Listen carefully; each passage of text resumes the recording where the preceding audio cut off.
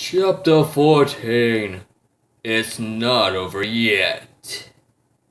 The end of this fic, but not the story.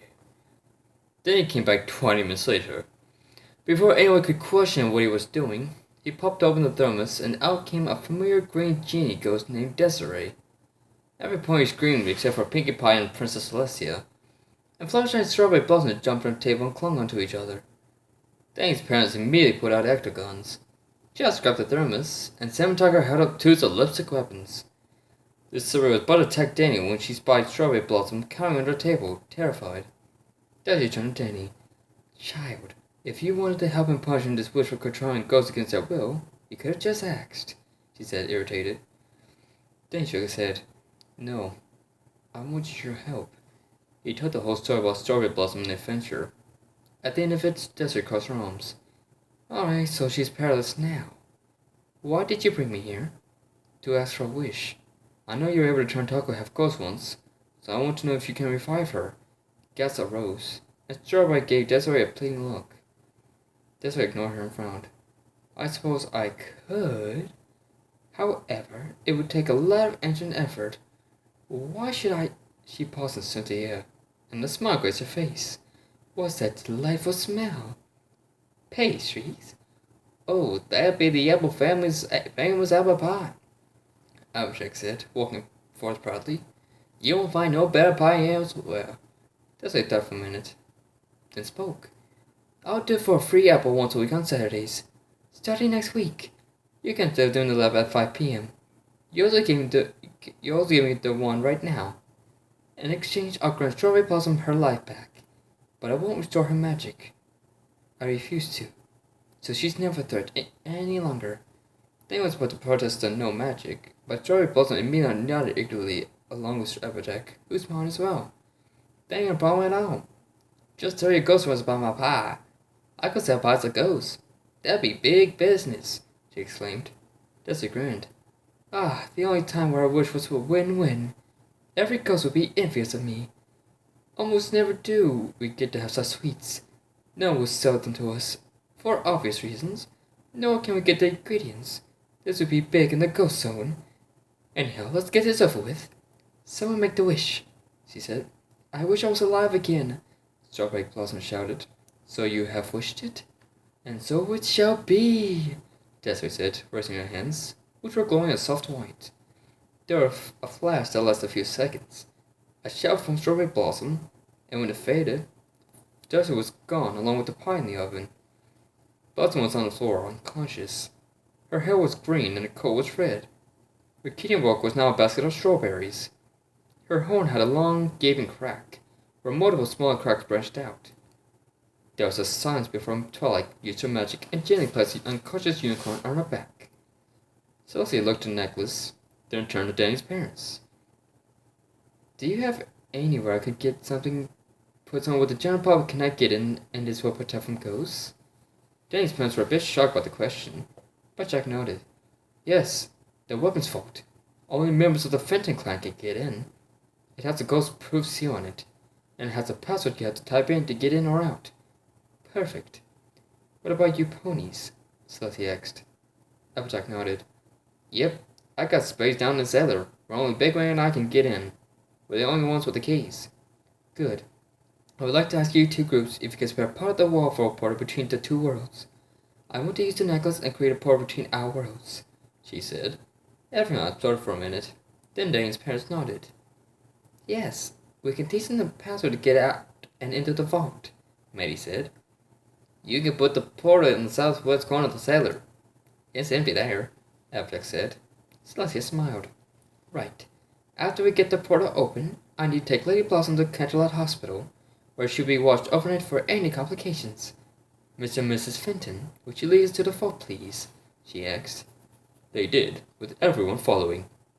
As they answered, they marveled at the powerful weaponry that the Fentons had invented. Rarity cringed slightly. Are these all for ghost hunting? She asked. Jack nodded proudly. Yup, and each one has the word Fenton on it, he responded. He felt to notice the unicorn move away from the guns and weapons and shudder. Danny swore he heard Remdash mutter something on her breath. The only words he called would have been nice to have these when and parasprites. Many pointed to the empty wall for Celestia put the portal in, and Celestia began. She lifted the necklace into the air and separated the stone from it. It glowed. Celestia then grit her teeth in concentration as it became brighter until it flew into the wall and dissolved into a blue, swirling portal. Peggy bounded through it without a second to spare, making everyone follow. When they came out, they found Peggy smiling at a beyond baffled Big Macintosh staring, a bucket of assholes that he had long forgotten. He stared as every pony came out, along with 7, including Strawberry Blossom, who was still on Twilight's back. Unknown ponies. After I turned to Danny. Danny, since Big Mac's gonna be down here all the time, fine. The Pegasus muttered bitterly at losing his secret to someone he just met. After I turned to her confused brother.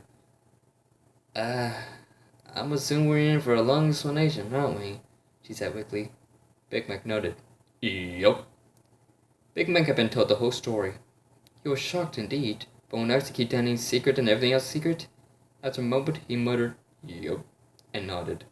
Celestia took Strawberry Blossom to the Canterlot Hospital to keep an eye on her for any abnormalities for a day or two. Because it was war in Canterlot. Apparently, poor Lady Blossom had been kidnapped by Prince Blueblood, of all ponies, and mind-controlled. There was no mention of ghosts. The story was thanks to Rarity, who covered up what needed to be covered up. It was quite a scandal to hear that Blueblood was a wicked criminal. Celestia sent out guards with a warrant for his arrest. Pink Pie had promptly made the big party she had wanted to make, and every pony came.